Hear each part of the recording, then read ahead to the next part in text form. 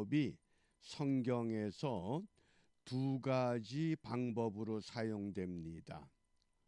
의인 그럴 때에 명사형으로 사용되는 경우가 있고 형용사형으로 사용되는 경우가 있습니다.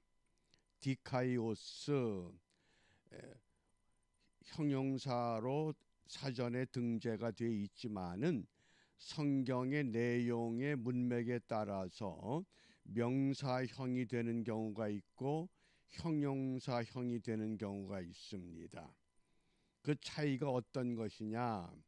먼저 제가 이 말씀을 묵상하면서 의로운 사람의 정의를 두 가지로 생각했습니다. 첫째는 하나님의 언약을 믿고 기다리는 사람이다. 하나님의 약속을 믿고 기다리는 사람, 그 사람이 의로운 사람입니다. 두 번째는 하나님이 사용하시는 사람이 의로운 사람입니다. 이것을 잘 기억해 놓으시길 바랍니다. 그래서 이 디카이오스가 명사형으로 사용될 때는 신분을 강조하는 겁니다. 신분. 반면에 형용사형으로 사용될 때는 그 사람의 태도나 그 사람의 자세. 그러니까 성경에 보면 순종이 제사보다 낫다. 그때 그 순종하는 그것이 태도요 자세입니다. 제사가 더 훨씬 우월한 것이 아니라 제사 이전에 그게 형용사형으로 사용되는 겁니다. 그런데 오늘 이 본문에 보면 사가랴와 엘리사벳을 세례 요한의 아버지와 어머니라고 소개를 하면서 이 사가랴와 이 엘리사벳이 하나님 앞에 의로운 사람이다. 그러면 이때 의롭다고 하는 것이 신분이 의로운 사람인가 아니면 그들의 태도, 그들의 삶의 방식이 의로운 것인가? 그것은 우리가 의롭다 그럴 때에 잘 기억하시길 바랍니다. 로마서 3장 10절에 보면 의인은 없나니 하나도 없다 그랬습니다. 이때 의인이라고 하는 이 단어도 이 디카이오스라고 하는 단어를 쓰는데 의인은 뭐냐? 이때 의인은 신분의 의인을 말합니다. 그러니까 의인은 딱 한 사람밖에 없습니다. 우리 예수님 밖에는 의로운 사람이 없습니다. 그래서 기록한 바 의인은 없나니 하나도 없다. 그러면 하나님께서 소돔과 고모라 성을 심판하시기 전에 그 성에서 의로운 사람을 찾습니다. 그때 의로운 사람은 뭡니까? 형용사형을 말하는 겁니다. 어떤 방식으로 어떤 태도로 어떤 신앙생활을 하느냐. 아브라함이 완전한 사람이 아니라 아브라함을 의롭다 한 것은 그의 믿음을 의로 여기시고 믿음을 의로 아브라함의 태도, 아브라함의 자세 이것을 보신 겁니다. 그러니까 의인이라고 하는 이 단어가 명사형의 디카이오스냐 형용사형의 디카이오스냐 이것을 구분하면 이해가 쉽습니다. 그러면 오늘 이 유다 왕 헤롯 때에 아비야 반열에 제사장 한 사람이 있었다. 그 이름이 사가랴다. 또 그 아내의 이름은 엘리사벳이었다. 그래서 이 아비야 반열 먼저 이 사가랴와 엘리사벳의 이름의 뜻을 기억해 주시기 바랍니다. 사가랴, 여호와는 기억하신다. 하나님이 기억하신다. 그런 뜻입니다. 그 다음에 엘리사벳은 하나님의 약속입니다. 그러니까 사가랴와 엘리사벳의 이 부부의 이름을 종합해 보면 어떤 의미가 됩니까? 하나님의 약속을 하나님은 기억하신다. 하나님이 반드시 이루어내신다. 이게 부부가 한 몸이 되는 비결입니다. 일체라고 하는 일심일체가 된다고 하는 것, 하나님 보시기에 똑같은 형용사형의 디카이오스, 자세, 태도, 이것을 갖춘 사람을 일컬어서 의롭다 이렇게 불렀습니다. 그러면 오늘 이 아비야 반열은 도대체 무엇이냐? 역대상 24장 10절에 보면 일곱째는 학고스요 여덟째는 아비야요. 이 역대상 24장에서 이 아론의 자손의 제사장들의 반차가 24반차로 구성된 것을 소개합니다. 24반차가 있습니다. 그런데 이 아비야 계열은 8번째 반차다. 그 얘기입니다. 반이 24반이 있는데 아비야는 8반이다 그런 뜻입니다. 그러면 반차는 뭐냐? 반차라고 하는 것은 제사가 진행이 될 때 그 반차가 해당이 되면 그 제사장들 중에서 제비를 뽑아서 제사 임무를 맡는 그런 그 순서를 말합니다. 그래서 나눌 반, 또 차례차, 이것이 신약 성경에서 탁시스라고 그러는데 오늘 본문 8절에 보면 마침 사가랴가 그 반열의 차례대로, 이 차례가 반차입니다. 탁시스란 단어입니다. 하나님 앞에서 제사장의 직무를 행할세. 그러면 우리가 이 당시에 한 반차에 제사장이 몇 명쯤 되느냐? 대략 한 1000명입니다. 1000명. 그러면 24반차면 제사장이 적어도 24,000, 2만 명이 넘습니다. 그러면 제사 때가 되면 8번째 반, 아비야 반열에서 제사를 맡을 사람이 누구냐? 그러면 1000명이 제비를 뽑아서 2사람을 뽑는 겁니다. 확률이 얼마입니까? 경쟁률이 500대 1입니다. 거기에 오늘 이 사가랴가 제사장으로서 뽑혔다 그 뜻입니다. 이건 굉장히, 그러니까 일생 동안 제사장이 되면서 제사를 한 번도 맡지 못하고 세상을 떠나는 경우도 허다합니다. 그런데 오늘 이 사가랴가 하나님 앞에 의롭기 때문에, 하나님의 약속을 기다리는 사람이기 때문에 하나님이 사용하시는 사람으로 제사 임무를 맡게 되었다 그 뜻입니다.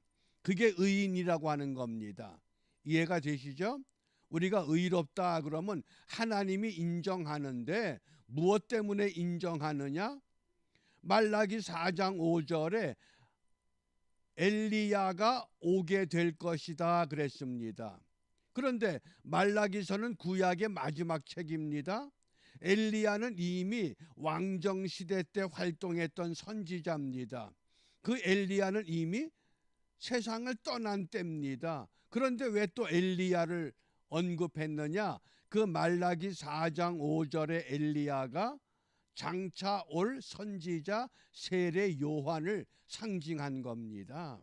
그러니까 오늘 우리가 이 신약에서 세례 요한은 누구와 같다고 그랬습니까? 엘리야와 같은 역할을 했던 사람이다. 그 직무를 맡았다. 이것을 이해하게 되면 이 디카이오스라고 하는 의로운 사람, 첫째는 하나님의 약속을 믿고 기다리는 사람이다. 그 다음 두 번째는 무슨 사람이라고 그랬습니까? 하나님이 사용하시는 사람입니다. 1000명의 제사장들이 있는데 제비를 뽑아서 그 제사의 임무를 맡을 수 있는 사람, 어떻습니까? 그것을 오늘 디카이오스라고 하는 의로운 사람이다. 그러면 왜 사가랴와 엘리사벳을 하나님께서 사용하시는가? 그게 하나님의 방법이었습니다. 무엇 때문에? 마리아가 수태를 하고 그 고민을 누구하고 의논을 합니까? 엘리사벳과 의논하는 겁니다. 왜? 엘리사벳도 나이가 많았는데 자식이 없었는데 하나님이 사용하시기 위해서 나이 많은 이 사가랴와 엘리사벳에게, 사가랴가 제사 임무를 위해서 성전 안에 들어가 있을 때에 환상 가운데 천사를 통해서 네가 아들을 낳을 것이다, 이름을 요한이라고 해라, 놀라운 계시를 받는 겁니다. 그러니까 하나님의 방법 속에서 오늘 하나님은 어떤 일을 이루어 나가시는가, 우리가 그것을 명확하게 이제 이해를 하면서 우리가 다시 한번 정리를 해보면, 로마서 3장 10절에 의인은 없나니 하나도 없다. 이때 의인이라고 하는 디카이오스는 형용사지만은 명사형 용법으로 사용됐습니다. 어떤 신분을 말하는 겁니다. 의로운 신분은 아무도 없다. 왜? 우리는 이미 첫째 아담의 후손으로 죄인이 되었기 때문에, 원죄를 가지고 있기 때문에.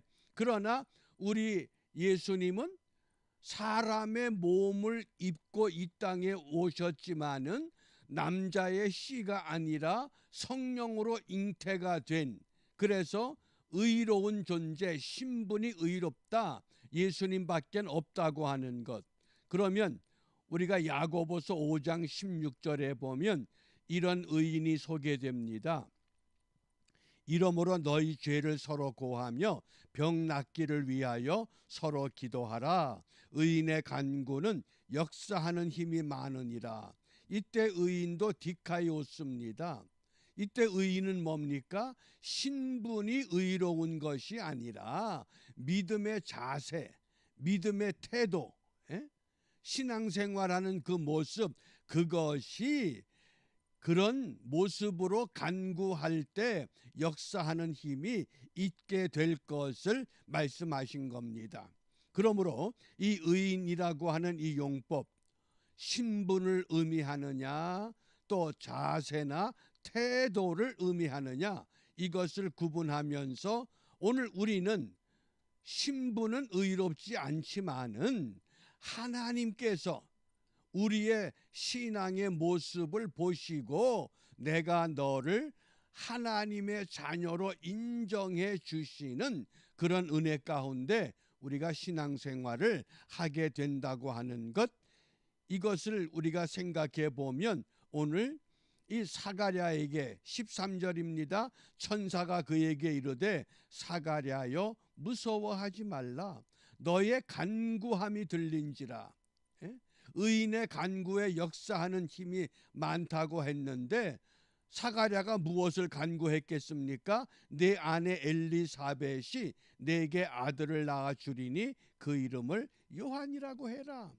아이를 낳을 수 없는 나이가 많은 사람들이었는데 하나님께서 그들에게 아들을 주겠다고 약속을 이루기 위해서, 그러자 17절을 보셔요. 그가 또 엘리야의 심령과 능력으로, 이때 엘리야의 심령은 누구냐?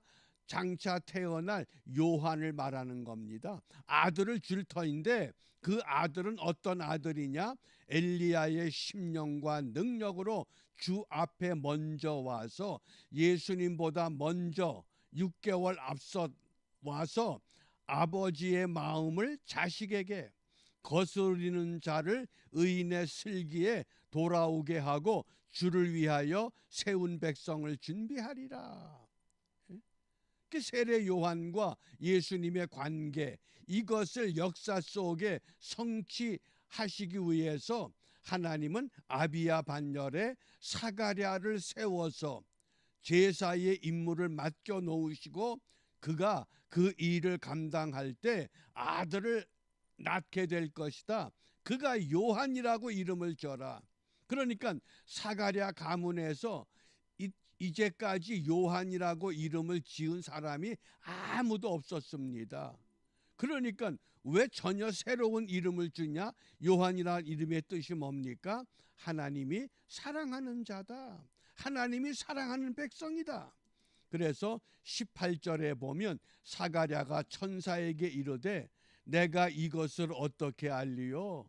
내가 늙고 아내도 나이가 많으니이다. 예? 무슨 얘기입니까? 생물학적으로 생각하면 도저히 아이를 낳을 수 있는 나이가 아닙니다. 그 얘기입니다. 그런데 그런 사가랴와 엘리사벳에게 아이를 갖게 하신 하나님은 처녀 마리아에게 성령으로 아이를 갖도록 역사하실 수 있다고 하는 것을 먼저 나이 많은 사가랴와 엘리사벳을 통해서 설명을 하신 겁니다. 보여주신 사건입니다. 무엇 때문에? 그들이 디카이오스라고 하는 의로운 사람으로 인정을 받았기 때문이라고 하는 겁니다. 그러므로 오늘 우리가 무엇을 기도하겠습니까? 우리가 내세울 것이 무엇입니까? 우리가 어제는 말씀의 목격자로서의 삶을 살았습니다. 정말 말씀의 목격자가 되기 위해서는 복음의 증인이 돼야 하고 복음의 간증자로 살아야 됩니다. 그런데 돌이켜보면 하루 동안도 그렇게 온전한 삶을 살지 못하는데도 우리를 인정해 주시는 이유는 무엇이냐? 하나님은 외모를 보는 것이 아니라 그 중심을 보시기 때문에 그 중심에서 내가 정말 주님을 위해 살아보고 싶습니다. 예수님과 동행하는 삶을 살아보고 싶습니다. 그 간절한 소망을 기억하십니다. 그러므로 이 아침에 우리가 기도할 성구가 오늘 25절에 보면 주께서 나를 돌보시는 날에, 주께서 나를 돌보시는 날에 하나님이 나를 살펴주신다면은 사람들 앞에서 내 부끄러움을 없게 하시려고 이렇게 행하심이라. 아들을 낳지 못해서 늘 그것이 부담스러웠는데 하나님께서 아들을 낳게 될 것이다. 주께서 나를 돌보시는 날에 그 부끄러움을 없게 하시려고. 우리가 신앙생활하면서 사람들 앞에 떳떳하게 내놓지 못할 부끄러움이 있습니다. 약점이 있습니다. 그런데 그 약점을 주께서 나를 돌보시는 날에 하나님이 반드시 살펴주신다고 하면 그 문제를 통해서 하나님의 은혜를 깨닫게 하시고 그 어려움을 통해서 하나님이 나와 함께 하시는 역사를 보게 하신다고 하는 것. 그래서 오늘 우리 기도 제목이 주여 나를 불쌍히 여겨 주시옵소서.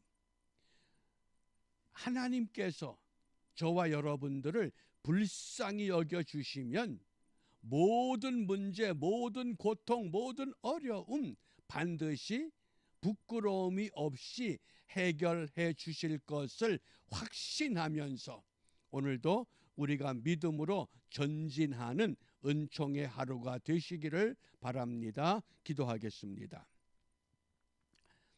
자비로우신 아버지 하나님, 말씀의 목격자의 삶을 감당하게 하시고 또다시 새날을 맞아 하나님의 긍휼하심과 자비하심을 구하며 하루의 삶을 시작하게 하시오니 감사합니다.